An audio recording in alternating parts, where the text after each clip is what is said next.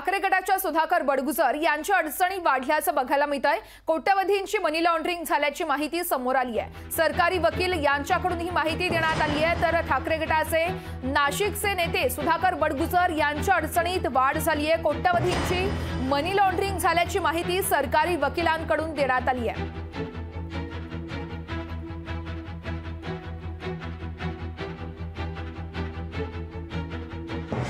मनी लॉन्ड्रिंगचा जो आरोप त्यांनी केला तसा त्यांच्या फिर्यादीमध्ये नाहीये, स्पष्टपणे उल्लेख नाहीये। नंतर जे हरकतीचे मुद्दे त्यांनी घेतलेले आहेत त्याच्यामध्येही नाहीये।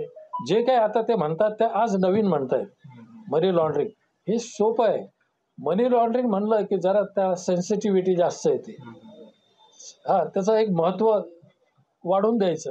मनी लॉन्ड्रिंग म्हणायचं, अजून काही काही नवीन म्हणायचं, कट कारस्थान म्हणायचं, असं ते to give more emphasis to the word असं हे चालू असतं। तर प्रथमदर्शनी असं दिसतं की मनी लॉन्ड्रिंग झालेलं आहे।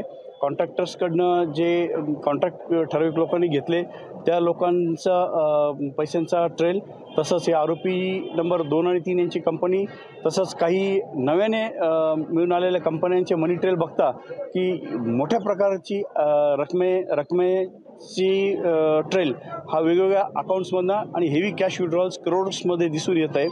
तर मनी ट्रेल हा पूर्ण बाहेर आल्यावर याच्यातला एक्झॅक्टली मनी लॉन्ड्रिंगचा पॉईंट बाहेर येईल।